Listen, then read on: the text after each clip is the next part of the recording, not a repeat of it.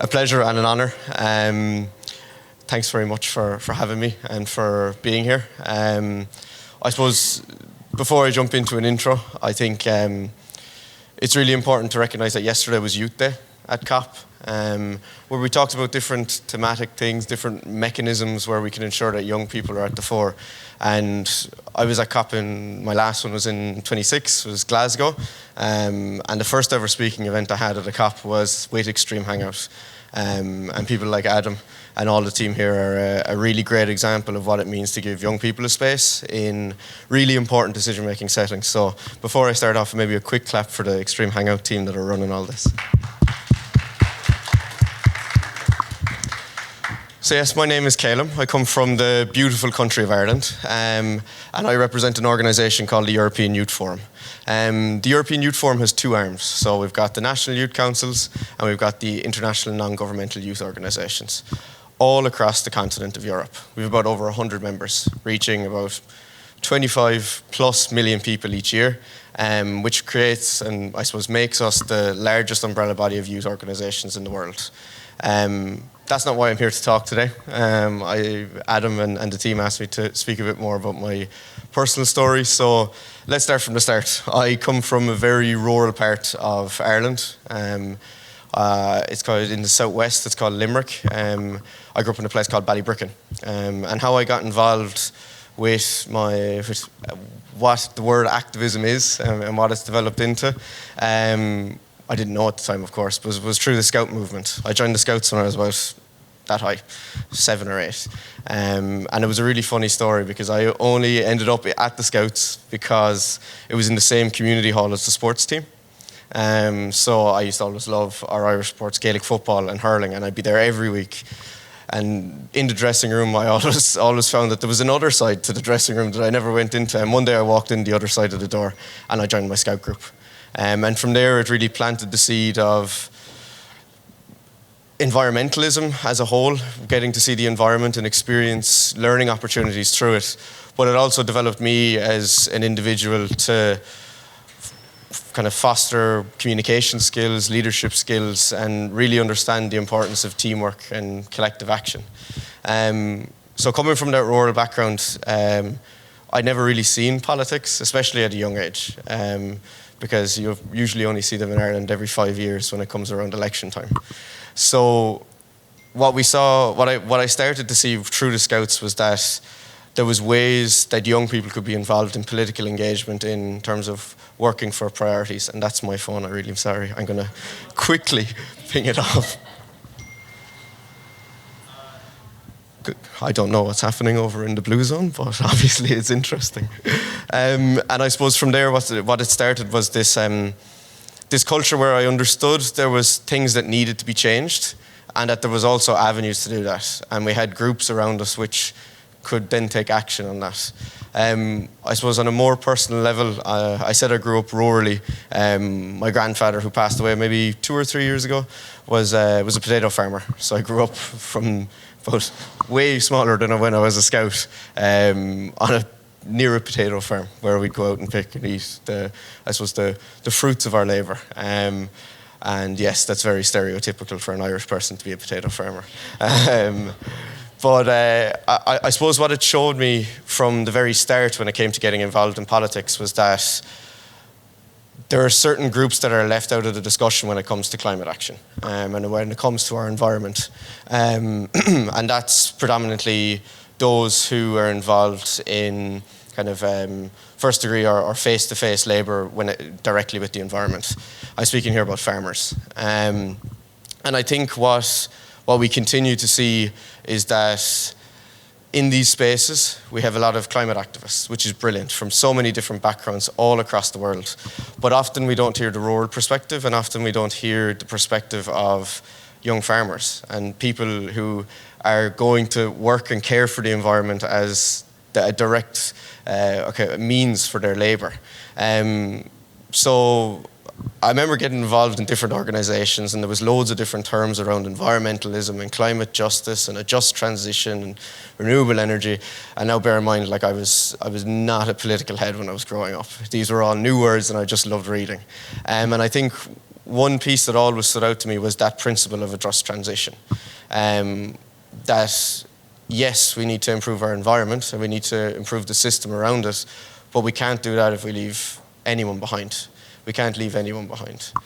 And I suppose one of the pieces I wanted to touch on here was that kind of segmented me into quite an interesting position, because on one hand, there was the climate activism space where like, radical and direct action and really making important statements that really meant a lot.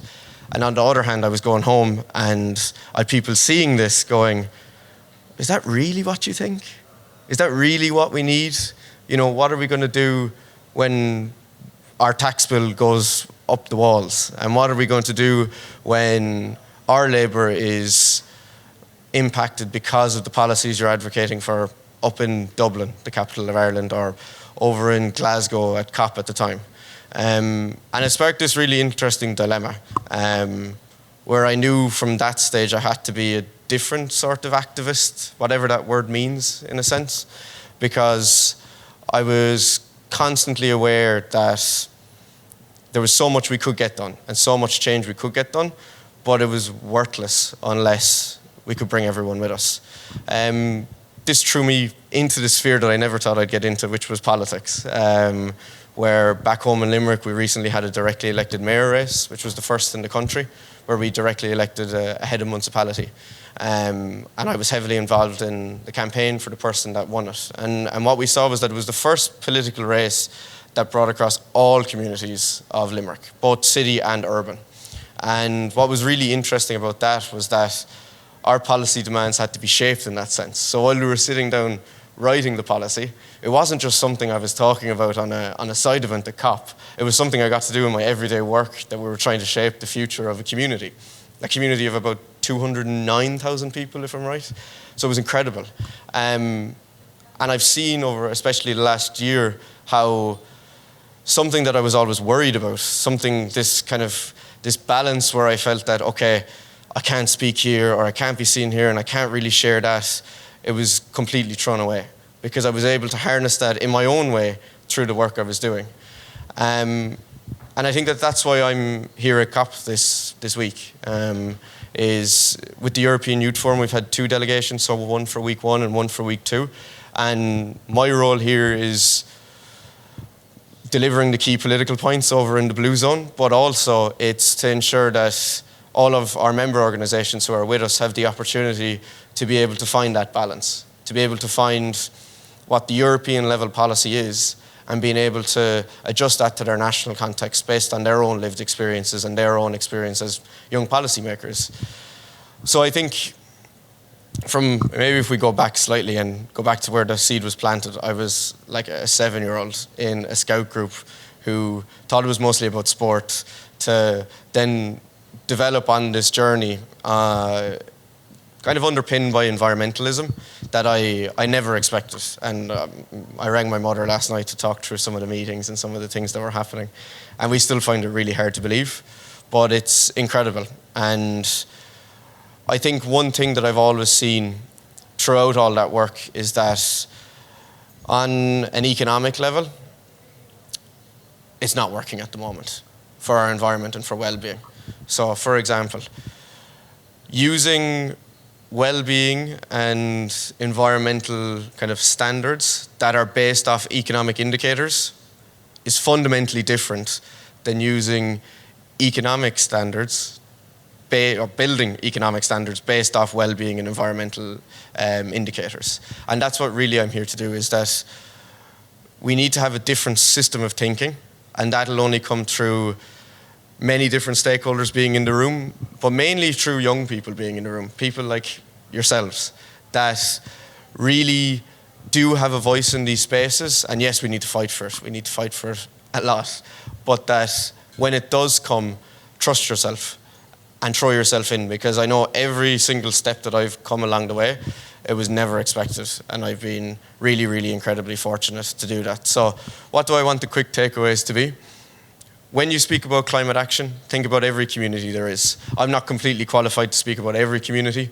I can just speak from maybe the context of rural Ireland. Seek out those connections and seek out those opinions, because everyone is an expert in their own lived experience. And I think it's often we don't recognize that.